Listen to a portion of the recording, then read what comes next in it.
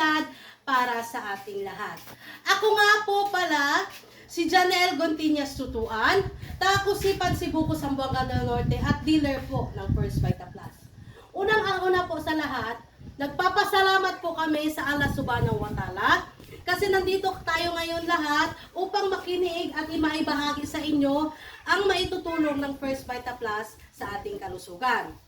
Pangalawa po, nagpapasalamat po ako sa inyo na dumalo dito at napaunlakan ang aming imbitasyon upang maisagawa natin ang ating orientation po. At pangatlo po, maraming salamat po kay Haji Basser at sa kanyang pamilya po, kay Pinoy Vloggers po. Kasi po, na-imbitahan niya po tayo para maging isa po sa guest sa kanyang vlog po. Mag-start na po tayo sa orientation po. Tapos mga ma'am, sir, ang First Vita Plus po ay natural health drink po na puro natural at puro herbal po. Ibig sabihin lamang po, wala siyang ibang chemicals added po dito. Puro lamang po siya herbal po. Sino-sino po ba ang pwedeng uminom ng First Vita Plus? Ang pwedeng uminom po ng First Vita Plus po ay mga bata mula 6 na buwan pataas, mga matatanda po, may sakit man o wala, sa ating mga kababaihan at kalalakihan na gustong magpapayat po at magpataba, pwede po ang First Vita Plus. Pwede din po siya for protection po at energy enhancer po natin sa pang-araw-araw po. May kasabihan po naman kasi tayo, prevention is better than cure po. Mas maliit ang gasto kapag po tayo sigurado po sa ating kalusugan po bago pa po mahuli ang lahat po. Sa panahon naman po natin ngayon mga ma'am sir, di ba po? Lahat naman po tayo nagkakasakit. Lahat naman po tayo ay umiinom ng gamot. Pero, ang kakilala po nating gamot po ay yung mga pain relievers at mga maintenances po. Katulad ng mga capsules, tablet, syrup, at meron din po tayong mga injectables. Yun yung mga insulin, di ba po? Yung mga ganyang gamot po, kapag po nasobrahan po sa ating katawan po, nakakasama po yon sa ating heart, sa ating liver, at saka sa ating kidney po. Okay lang po tayo uminom ng mga gamot na katulad ng ating nabanggit po. Basta meron po tayong iniinom na herbal drink po, natural drink, for cleansing po sa lahat po ng toxic ng gamot na ating iniinom po. Saan nga po ba nanggagaling ang mga sakit, mga ma'am sir? Ang mga sakit po, unang-una po sa lahat po ay nagagaling po sa mga free radicals po. Ito po yung hindi talaga natin maiiwasan po sa ating pang-araw-araw na pamumuhay po. Katulad na lamang po ng air pollution po, yung pollution sa hangin. Pollution po na nagagaling po sa mga pambahikulong sasakyan po. Pollution po na nagagaling po sa mga pampublikang pagawaan or mga koprasan po. Pollution po na galing po, tabiya dakuman, sa usok ng sigarilyo po. Isa po yon sa mga masamang usok na ating nalalanghap po sa araw-araw po. At isa din po yon ang nakakadulot po ng sakit sa atin po. Ang pangalawa po, nakakadulot po ng sakit sa atin po at pagkakamatay po, ito po yung kahirapan po. Aminin man po natin sa hindi po, nang dahil po sa kahirapan po ng ating buhay po. Karamihan po sa atin ay hindi na po kaya pong magpa-hospital po at makabili po ng gamot po. Kasi po, dahil po sa kahirapan po. Ang pangatlo po, ito po yung kulang sa tulog po. Kapag po tayo kulang sa tulog po, hindi po tayo umabot ng 8 oras sa isang araw na makakatulog po, nagbababa din po ang ating immune system po na pwede din pong magdulot ng sakit sa atin po. Ang pang-apat po, ito po yung nararanasan po nating lahat po. Ito po yung stress po. Kayo sir, stress po, bawas-bawasan po natin ang pagiging stress po. Kasi po, ang stress po, isa din pong sanhi sa pagkakamatay po. Ang panglima po, ito po yung ating mga kinakain. Yung pong kinakain sa pang-araw-araw po, ito yung po yung sinasabi nating kahit bawal, basta masarap kakainin natin, di ba po?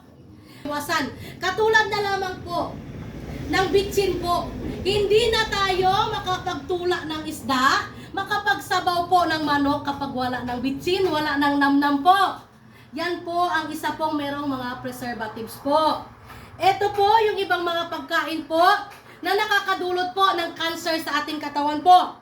Ito po yung paborito nating lahat po. Basta po nauuhaw tayo, tatakbo po tayo bumili ng soft drinks po. Ang soft drinks po ay number 1 po, nakakakos po ng cancer. Ang pangalawa po, ito po yung fried potatoes. Yung mga french fries po, yung sa katulad po sa fast food chain sa McDonald's, sa Jollibee po, yung pong ginagamit po nila na french fries noon po, hindi ba po tayo nagtataka mga ma'am sir? Kung bakit ang french fries na ating ninuluto sa bahay, hindi kasing lutong ng french fries sa McDonald's at saka Jollibee po. Kasi po, yung oil po na ginagamit po, sa paggawa ng french fries po sa mga fast food chain po, ay paulit-ulit na pong ginagamit para ma-maintain po ang crispiness po ng french fries nila po. May chemicals din po nilalagay sila sa oil po. Ang pangatlo po, ito po yung tinatawag nating donut po. Okay lang yung mga ginagawa nating donut dito sa pang-araw-araw natin. Okay lang po siya kasi white sugar lang yung gamit.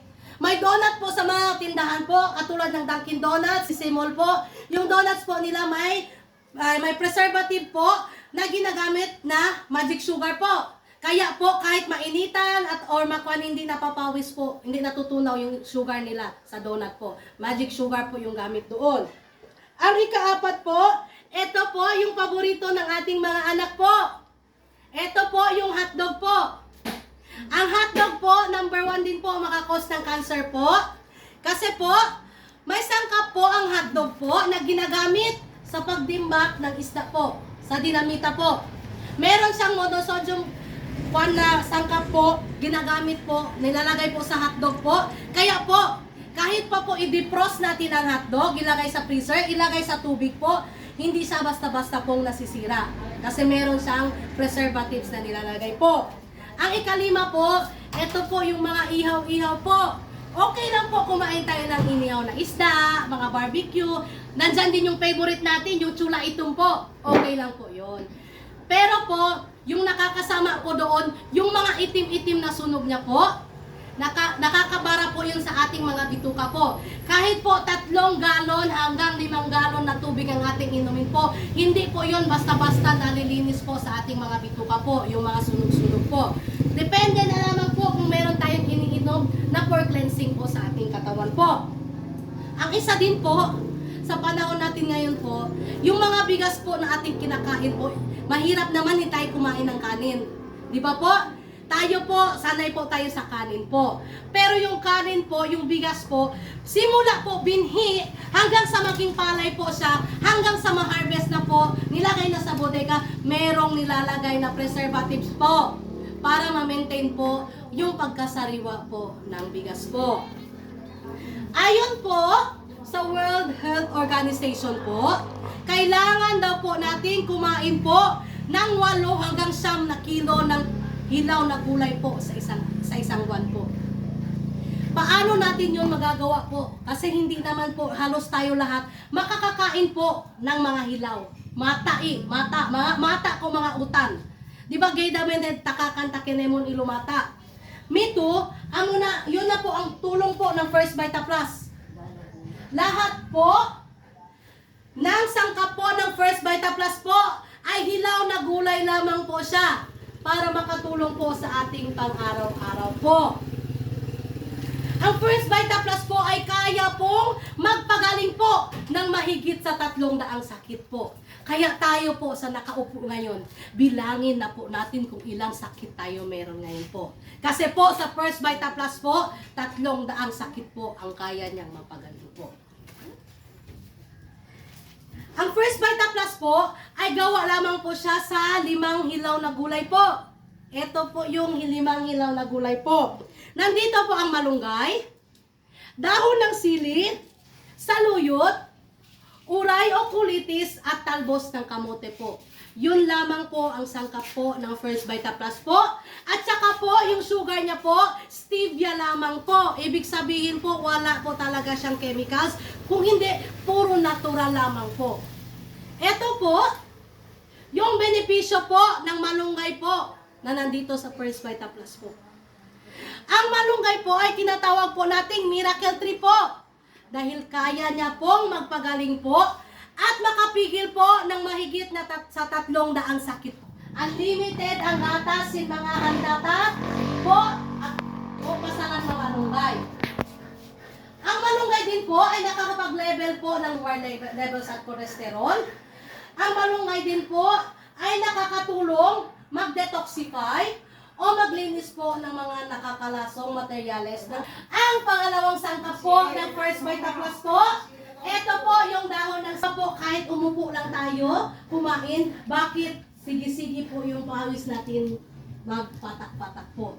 Grabe po tayo magpawis po. Kasi po, ang dahon ng sili po ay nakakapagbigay po ng resistensya po. Nanilurain patumbas sin dahon ng sili, resistensya abaranta.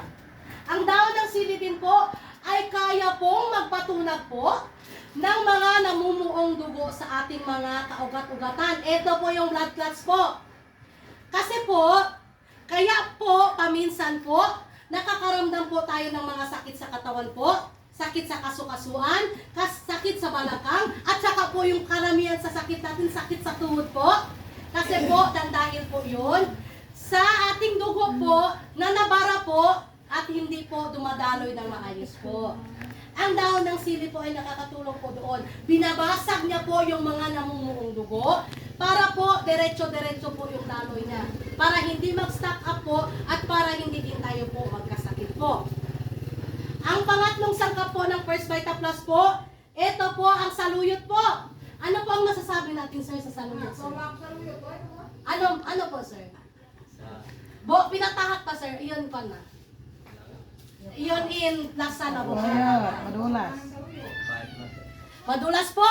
Madulas, linguod po. Alam po ba natin, mga sir, mga ma'am, ang dulas na po na yon, yung po ang nagsisilbing janitor sa ating mga bituka po. Power. Yung laway-laway niya po, yung dulas niya po, yun po ang janitor sa ating mga bituka po. Kahit pa po anong kainin natin po, nalilinisan po, napapatunaw po ng saluyot po. Para po, maging normal po ang ating pagbabawas po. Kasi alam po ba natin, ang normal po na pagbabawas po ng isang tao po ay 3 beses sa isang araw. Dapat tayo araw-araw magbawas po. Kasi lang po, for example po, ma'am, ha? Basurahan po, tinakpan natin ng 3 araw. Anong resulta? Ang baho na po yun, tabiya dakuman. Pag sa tiyan natin po, ganun din po ang resulta nun. Kaya po, dapat po tayo araw-araw po tayo magbabawas po. Ito po yung ika-4 na sangkap po ng First Vita Plus po. Nandito po ang uray oculitis. Kilala po ba natin? Uray oculitis. Lumapa. Dito po pagtatapos ang aking Lumapa vlog, po. Kudya pa. ang Vita Plus. So yan guys, subscribe sa aking YouTube Ang channel. uray oculitis po. Follow po Ito po, sa aking makikita lang po natin sa mga tabi-tabi FB lang po. channel. Madami po, pero sinangis po sa atin po, sa ating katawan po. Dahil po, ang uray oculitis po ay nakakatulong po sa ating gustong magpagwapo at magpaganda po.